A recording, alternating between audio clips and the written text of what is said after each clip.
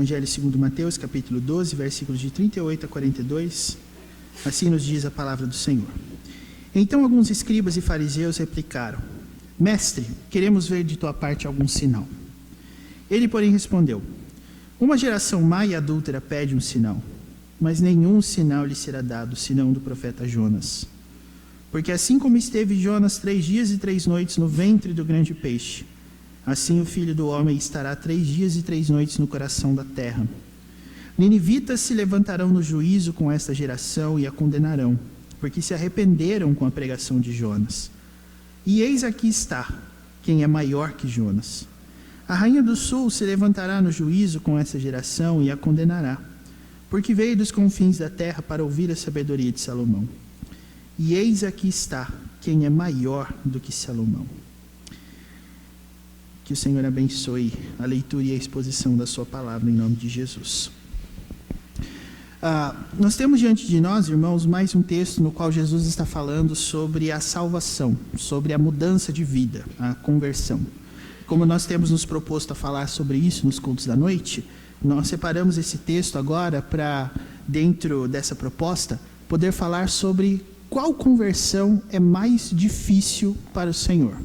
É claro que essa é uma pergunta que deve ser entendida no seu contexto. Eu não estou pressupondo que existam conversões difíceis e nem mesmo afirmando que algumas são mais difíceis para Deus do que outras, ou mesmo que algumas classes de pessoas, pela situação que se encontram, seria mais difícil para Deus salvá-las do que a outras, porque esse debate se tornaria extremamente improdutivo, dada a certeza do pecado existente no coração de todos. É bem verdade que quando o Senhor salva vidas do pecado e da escravidão do pecado, esse pecado não se manifesta de formas iguais na vida das pessoas. Mas a Escritura, quando encerra todos nós naquele grupo de pessoas que estão mortas nos seus delitos e pecados, certamente o faz por uma razão. E é exatamente sobre essa razão, irmãos, que nós estamos aqui colocando. Nós lemos esse texto e percebemos que a classe de pessoas que está sendo descrita aqui no versículo 38 são os escribas e fariseus. Esses homens foram homens que sempre dificultaram o ministério de Cristo e por causa disso eles são exemplos extremos, é bem verdade. A salvação deles é impossível, até porque o próprio Jesus afirmou isso aqui mesmo no Evangelho de Mateus, no capítulo 23. E quando a gente fala sobre pessoas que têm a salvação impossível, a gente começa a meditar um pouquinho a respeito disso, porque é bem verdade que a mão de Deus está estendida para a salvação, é bem verdade que o Espírito Santo pode converter corações, mas há casos, meus irmãos, onde a salvação se mostra extremamente e tragicamente impossível. Por isso, eu não quero falar sobre a salvação impossível, porque esse é um tema que, num próximo momento, a gente pode abordar. Mas o caminho trilhado por algumas pessoas em direção a essa conduta é exatamente a minha preocupação nessa noite. Porque você precisa ser alertado pela palavra de Deus, caso você esteja caminhando num sentido que seja de morte para a sua vida. O objetivo, então, não é colocar rótulos sobre as pessoas, mas advertir. Se você estiver caminhando nessa direção, a sua salvação pode estar se tornando cada vez mais distante, porque existem algumas condutas que mostram isso. Eu quero, então, meus irmãos, com base nesses versículos aqui que nós lemos, falar um pouquinho sobre aquilo que torna a sua salvação cada vez mais difícil, já que esse é o tema que nós nos propomos a falar. Eu quero começar dizendo o seguinte: Jesus faz alguns adjetivos à geração daqueles homens que eu quero explorar um pouquinho mais detidamente, mas sem muitos detalhes. Quero tentar ser mais objetivo, mas eu quero que os irmãos notem aqui que o versículo 38 mostra os fariseus e os escribas replicando. Ou seja, o que está acontecendo aqui é uma resposta dos escribas e fariseus a ações anteriores de Jesus. E o capítulo 12 de Mateus, meus irmãos, de longe, é um dos mais difíceis da Escritura. Por quê? Difíceis não no sentido de serem difíceis de serem entendidos, mas difíceis por causa da dureza da mensagem deles. E isso eu digo porque é neste capítulo que nós somos introduzidos a aquilo que costuma se chamar de blasfêmia contra o Espírito Santo. Os fariseus fizeram Jesus os identifica, e se você quiser ler depois, é aqui mesmo no capítulo 12, nos versículos de 22 até 32, depois você pode dar uma olhadinha nesse texto, mas o que é importante para nós é que todas as ações de Cristo, em termos de ministério, em termos de fala, foram replicadas pelos fariseus. E eu quero começar destacando exatamente isso, irmãos. A replicação dos fariseus foi assim, segundo o versículo 38. Mestre, queremos ver de tua parte algum sinal.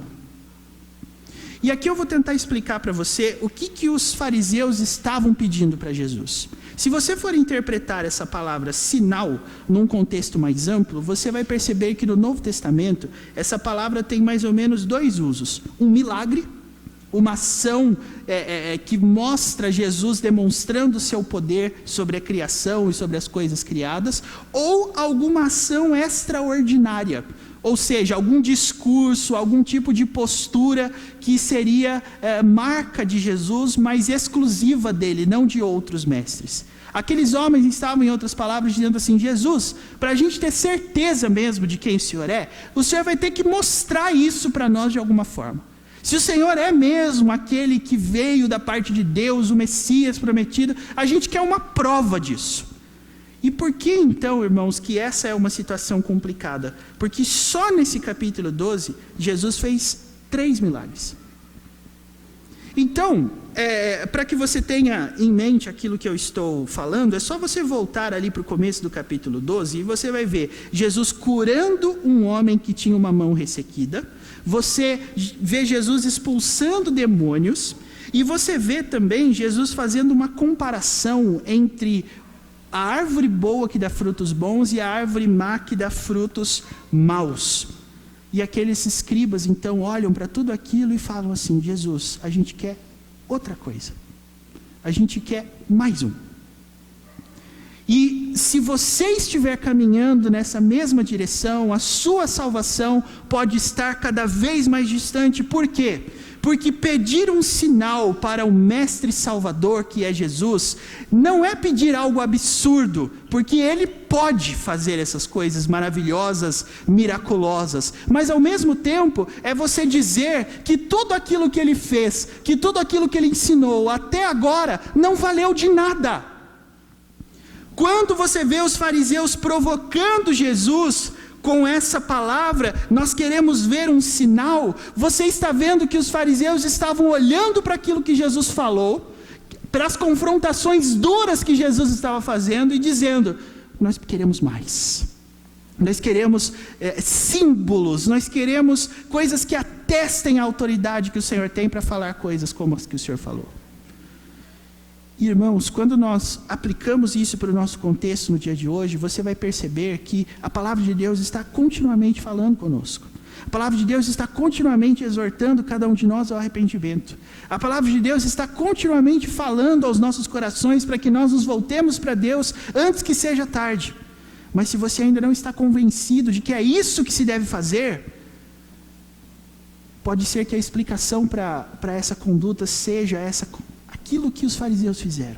A gente quer mais uma coisa, a gente quer mais uma palavra, a gente quer mais um momento.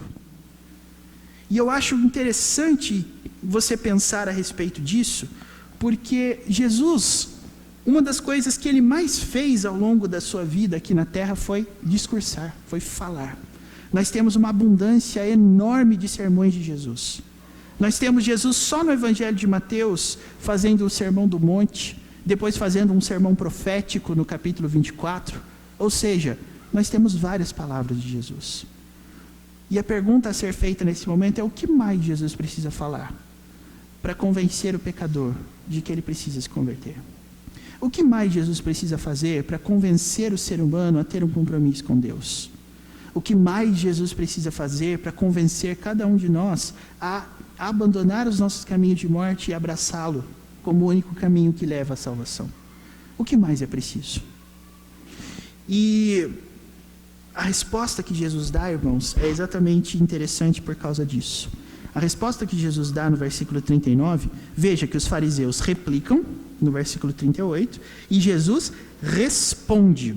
Aí você pode pensar, mas essas palavras são sinônimas uma das outras? Eu acredito que não exatamente, porque responder não tem um contexto relacionado à teimosia em alguns momentos.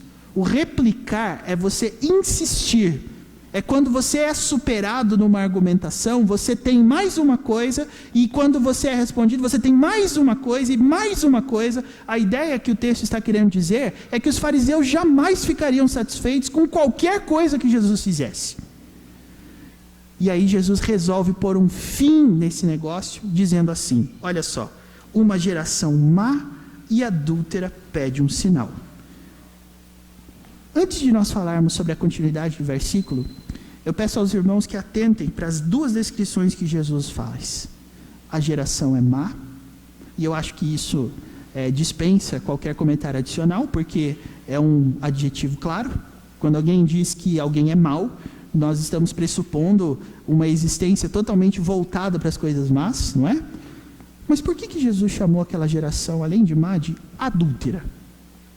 Será que Jesus saberia que secretamente aqueles homens estavam traindo as suas esposas? Será que Jesus tinha conhecimento de casos extraconjugais no meio dos fariseus? Eu acredito que essa não é a resposta mais correta para a pergunta. Mas, irmãos, adultério, segundo a Bíblia, e aqui eu não vou usar outros textos prova, mas eu só quero dizer a você que adultério, segundo a Bíblia, é sempre um sinônimo de coração dividido em 2, em 3, em 4 ou em vários amores ao mesmo tempo. Adultério é amar mais de uma coisa. E esse amar mais de uma coisa não é do tipo assim, amar a minha mãe, amar o meu pai, amar a minha família, amar os meus amigos, aí eu estou amando 2 coisas, 3 coisas, não. O texto está fazendo aqui oposição a tipos de amor que são totalmente distintos um do outro. É você, talvez um adágio popular conhecido do nosso tempo, que mais estaria relacionado ao sentido da palavra adúltera aqui, é aquele negócio de ter o pé em 2 canoas. As pessoas que querem sempre mais daquilo que Jesus está fazendo, mais do que Jesus já falou, são as pessoas que têm comprometimento pessoal com as condutas que Jesus quer destruir. As pessoas que são consideradas adúlteras não são necessariamente aquelas que se envolvem em casos extraconjugais, mas pessoas que têm compromissos pessoais com condutas incompatíveis com a vida dos santos. Ser um adúltero nesse ponto de vista é amar de todo o seu coração algo que Deus quer destruir. E é exatamente esse o argumento mais forte que alguém pode dar para não abandonar uma prática, qualquer que seja ela. Por que você abandonaria alguma coisa que você gosta de fazer? Por que você abandonaria uma coisa que te faz bem? Por que você abandonaria alguma coisa que traz alegria ao seu coração? Por que você abandonaria algo que está te causando boas sensações e bons momentos? O nosso coração é adúltero como o coração daqueles homens, meus irmãos, quando no mesmo sentido que existe um amor que está começando a se desenvolver por Deus e pelas suas coisas, existe também um outro apego que nos conduz ao prazer proporcionado pelas coisas que Deus quer destruir na nossa vida. Isso é ser adúltero. E aí eu lhe pergunto, o que os fariseus e os escribas amaram e amavam, além dessa questão da lei, para que Deus, em Jesus Cristo, pudesse dizer que eles eram adúlteros? Eu quero chamar a sua atenção para um exemplo que Jesus dá. Volte aqui mesmo no capítulo 12, versículo 29.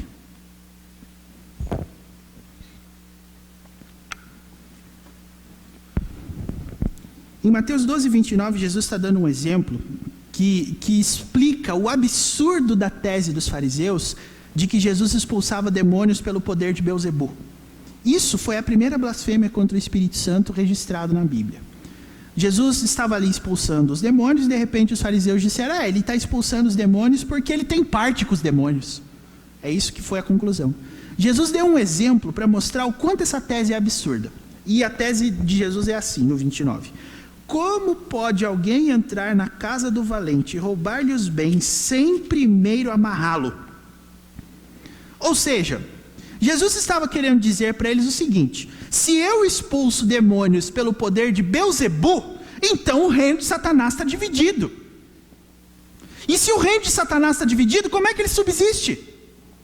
Ou seja, se o reino de Satanás está dividido, então como é que os demônios são tão organizados nas ações deles?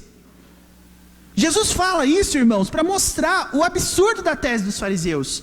E é exatamente por causa desse exemplo que eu acredito, Jesus direcionou esse argumento de adultério para eles. Por quê? Porque o amor que Deus planta no coração de cada um dos seus filhos por Ele é um amor que expulsa todos os outros. E eu tenho alguns exemplos para dar para você de como isso é verdade. O primeiro deles está num hino que nós cantamos. Quem aqui conhece o hino 113, Achei um Bom Amigo? O que diz a segunda estrofe dele? Eu deixei por ele tudo, e os ídolos eu queimei. Ele faz-me puro e santo o coração. Mas a gente não vai dar apenas exemplos da história cristã, não é? Vamos dar exemplos bíblicos. O que Jesus disse, que inclusive é tema da nossa pastoral do boletim, que você não vai ler agora, por favor, não é? Mas o que diz a nossa pastoral do boletim? Ninguém pode servir a dois senhores. Esse é o grande dilema, irmãos, na vida das pessoas que não estão salvas hoje. As propostas de Deus são agradáveis. As propostas de Deus são até mesmo atrativas. Mas existem outras propostas tão atrativas quanto. Enquanto isso acontecer no nosso coração, a nossa salvação está cada vez mais distante.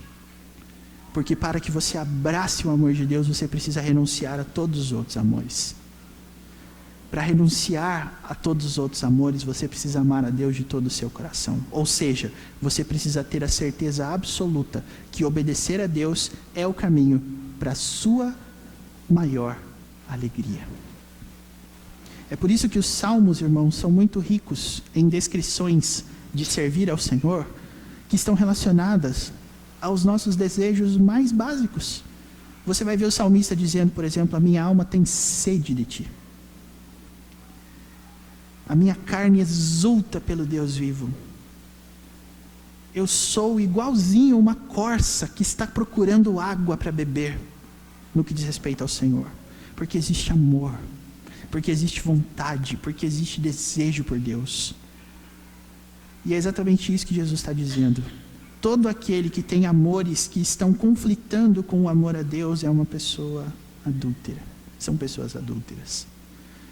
Não é possível amar ao Senhor e as riquezas ou quaisquer outras coisas ao mesmo tempo, meus queridos irmãos. Essa é uma conduta de morte. O que é que impede você de assumir um compromisso sério com o Senhor?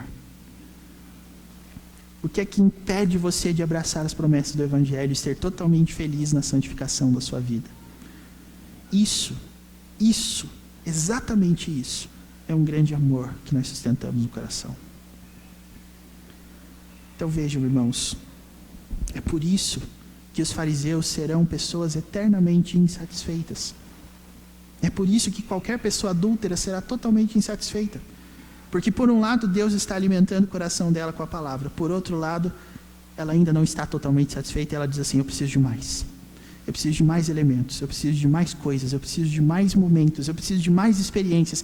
Só com o que eu não tenho capacidade de decidir ao Senhor. E apenas para você refletir, se é esse o seu estado, principalmente, é só você pensar que se você vem à igreja uma vez por mês, durante um ano inteiro, pelo menos você vai ouvir 12 sermões. 12 vezes você vai ser confrontado pela palavra de Deus e vai ser desafiado a mudar de vida. 12 sermões, eu acredito, são suficientes para qualquer pessoa começar a considerar uma possível mudança na sua vida, mas para algumas pessoas é preciso um 13º, é preciso um 14º, um 15º, um 16º. Nós caímos eternamente nesse estado, meus irmãos, se nós adotarmos a mesma postura.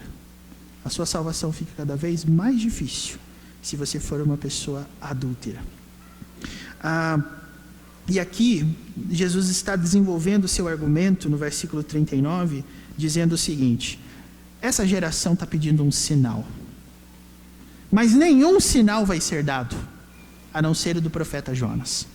Por que Jesus citou Jonas? Ora, pela mesma razão pela qual ele cita no versículo 41 os ninivitas da história de Jonas e a rainha do sul do versículo 42. Jesus está lançando mão de duas histórias do Antigo Testamento para pessoas que conheciam o Antigo Testamento, porque os escribas e fariseus eram os responsáveis por passar adiante, não é? Os princípios da lei.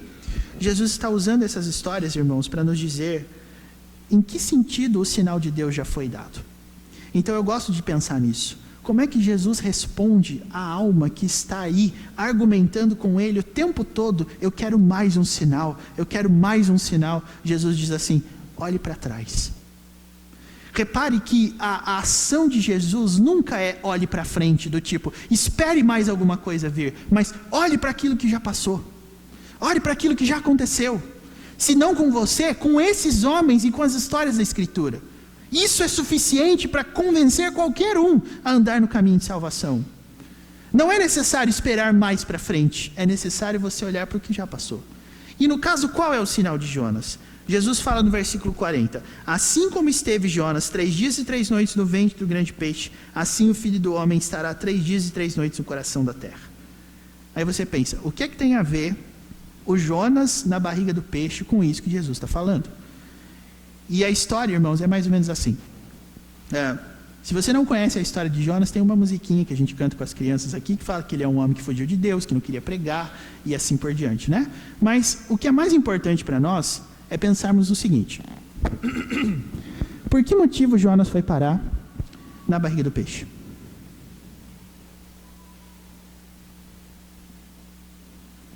E aí você pode pensar assim: bom, ele foi parar na barriga do peixe porque ele desobedeceu a Deus. Essa resposta é incorreta. Ele foi parar no mar porque ele desobedeceu a Deus. Ele foi parar na barriga do peixe, sabe por quê? Porque Deus deu uma ordem para ele: Jonas, vá para Nínive. Ele foi para Tarsis.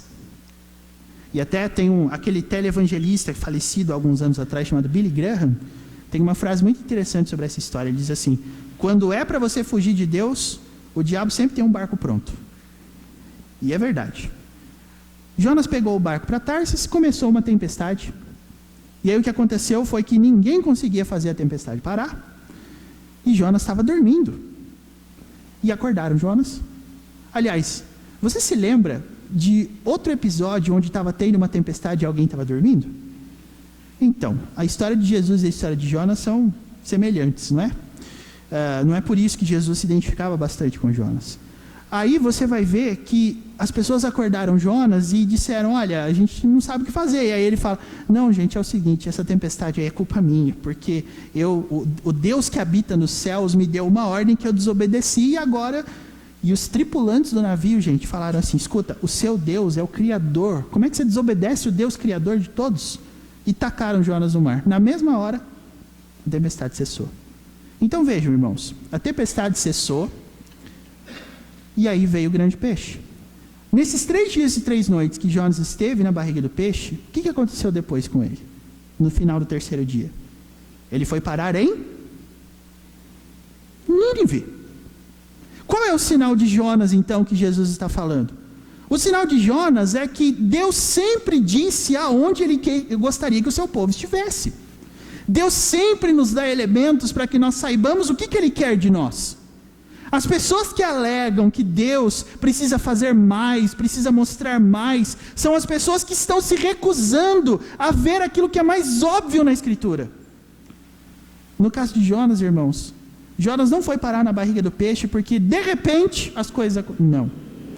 O texto diz que ele foi parar na barriga do peixe porque Deus queria ensinar uma lição para ele. Aonde eu quero que você vá, você vai. E tem uma outra frase interessante que C.S. Lewis, o autor das Crônicas de Nárnia, dizia sobre a história de Jonas. Você sempre irá para onde Deus quer que você vá. A diferença é se você quer ir com as suas próprias pernas ou cheio de suco gástrico de baleia.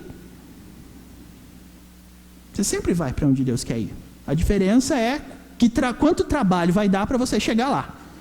Esse era o sinal de Jonas, meus irmãos. E o que Jesus estava querendo mostrar para aqueles homens que conheciam a história de Jonas é o seguinte: gente, vocês conhecem a lei, vocês conhecem a Escritura, vocês sabem o que Deus quer, vocês sabem como que a gente resume a lei, então por que vocês não vão lá e seguem, meu Deus do céu?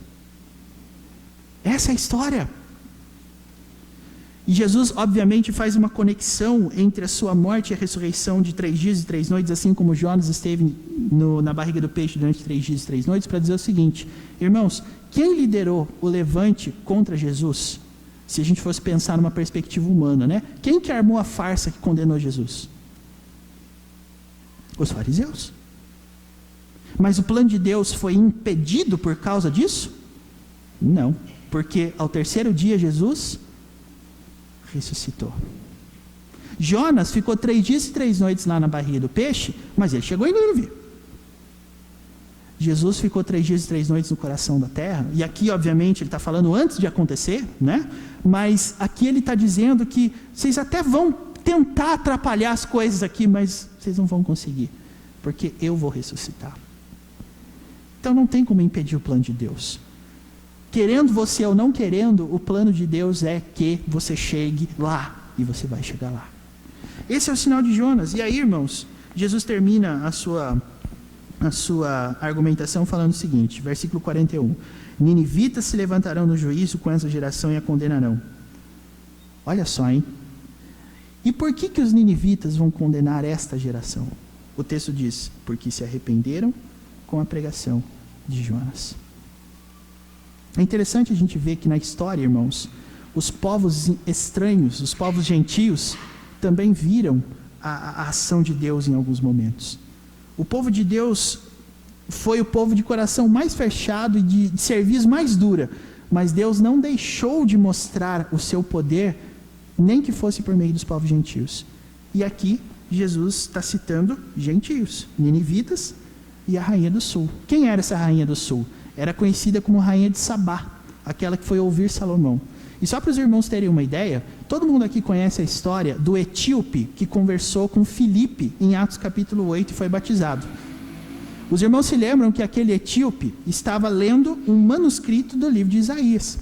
A minha pergunta é: como é que o manuscrito de Isaías foi parar na mão de um etíope?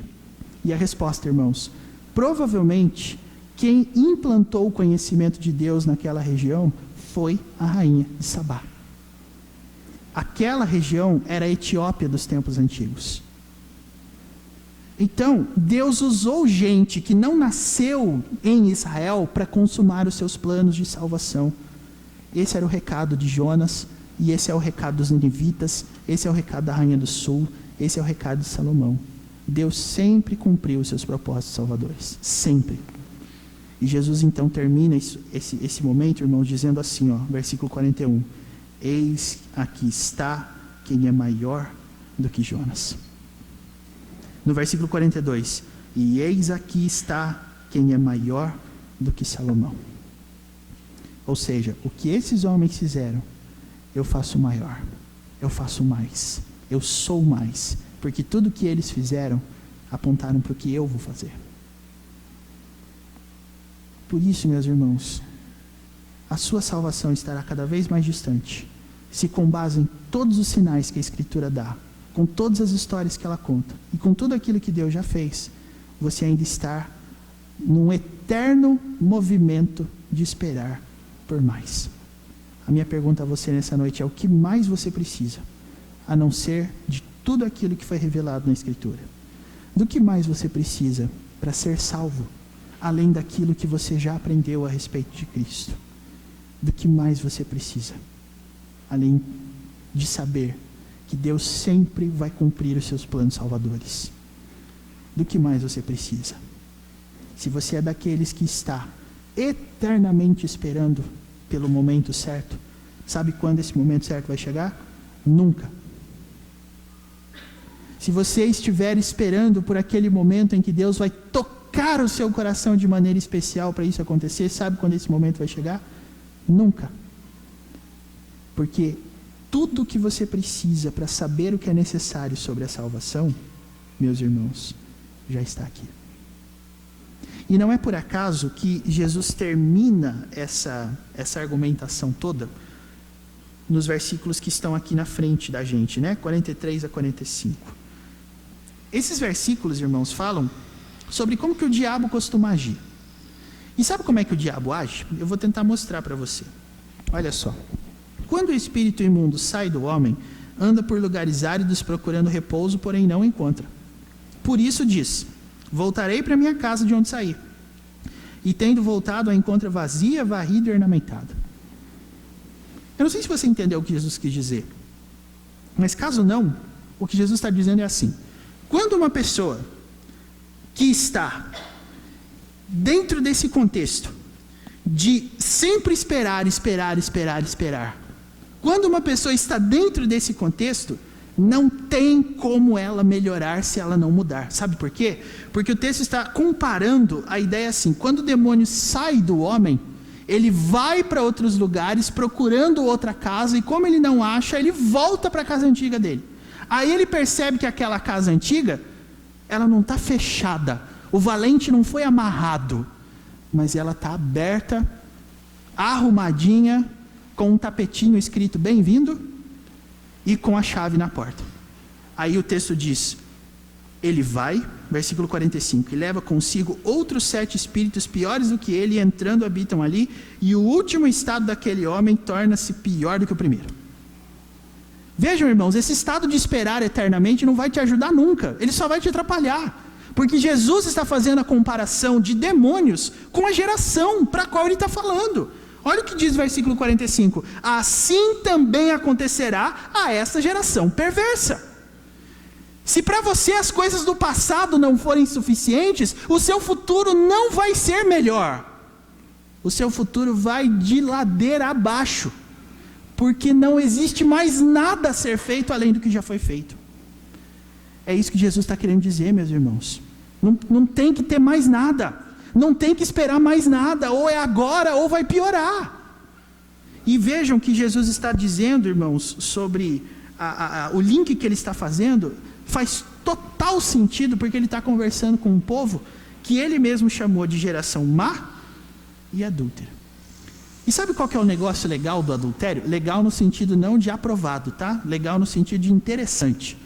Não vai sair daqui dizendo que o pastor disse que adultério é legal, porque senão você vai sofrer as consequências, ó. Sabe qual que é a parte mais interessante do adultério? É mais ou menos assim, ó. Quantas pessoas, tecnicamente, uma pessoa precisa ter, além daquela com quem ele se casou, para ser considerado adultério?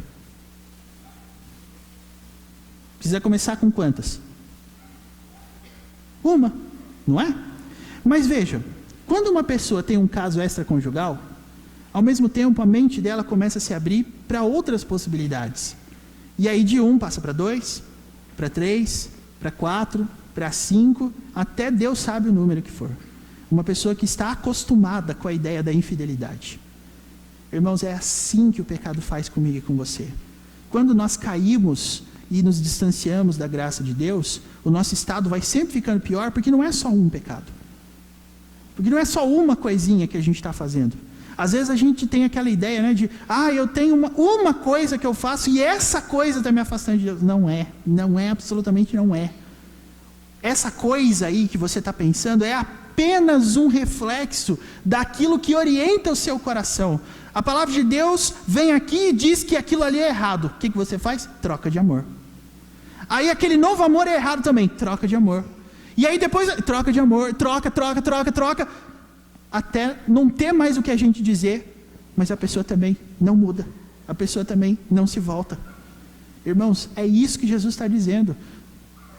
Quando nós estamos nessa condição de sempre esperar, o texto diz: o último estado daquele homem torna-se pior do que o primeiro. Não tem como melhorar. Então, se você está aí, ou conhece alguém que sempre argumenta nesse ponto: eu acho que o meu tempo não chegou, eu acho que a minha hora não chegou, eu acho que ainda não é o momento, saiba que a palavra de Deus tem orientações claras quanto a essa conduta. Isso não vai acabar bem. Você está caminhando longe e para longe da salvação. O que precisa acontecer no coração, irmãos, é a quebra dessa indisposição em aceitar aquilo que já está aqui, para que nisso nós nos contentemos e criemos um amor por Deus. É isso que significa conversão. Amar a Deus sobre todas as coisas. E isso, eu sei, é um processo gradativo. Mas sabe aonde eu sei que isso está acontecendo? Quando em cada vez mais oportunidades nós vermos as pessoas deixando coisas para trás. Enquanto isso não acontecer, não haverá conversão. Quem planta no seu coração a certeza de que Deus sustenta, de que Deus fortalece, de que Deus é suficiente para você viver feliz, é o Espírito Santo. E o argumento da Escritura é esse: o estado do homem sempre se tornará pior do que o primeiro. Mas, como a gente não pode deixar essa assim, apenas me deixe considerar uma coisa com você. Pode ser que você não esteja acreditando ou tenha algum tipo de discordância quanto ao que foi dito aqui. Então eu te dou a oportunidade agora de contradizer, de contra-argumentar. O que é que você precisa ter para que você se sinta satisfeito? Alguns vão dizer: a gente precisa viajar. Quantas vezes? Uma viagem só por ano, tá bom? Se você viajar e fizer uma viagem daquelas assim, cercadas de qualquer luxo, e daquelas até que você pode tocar o sininho e as pessoas vêm trazendo comida, trazendo bebida, trazendo tudo de bom para você. Pessoas que, se for o caso, dão até banho em você para você não fazer nada. Se você passar por uma experiência dessa uma vez na vida, tá bom?